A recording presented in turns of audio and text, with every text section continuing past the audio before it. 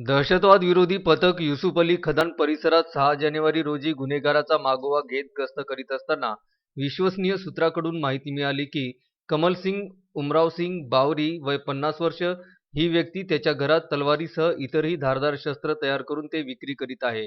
अशा मिळालेल्या गोपनीय माहितीच्या आधारे छापा मारला असता कमलसिंह बावरी याच्या घरात 3 तलवारी ज्यांची 80 सेंटीमीटर लांबी, 5 गुप्ती, 25 सेंटीमीटर लांबी, एक कट्यार, रामपुरी चाकू, 37 सेंटीमीटर लांबी या प्रकारचे धारदार पाते असलेले प्राणघातक शस्त्र, 7,000 रुपये किमतीचा माल तसेच प्रतिबंधित शस्त्र तलवार मिळून आल्याने आरोपीच्या विरुद्ध भारतीय हत्यार कायद्यान्वये कलम 4, 25 आणि 135 मुंबई पोलीस कायद्यान्वये गुन्हा नोंद करण्यात आला आहे.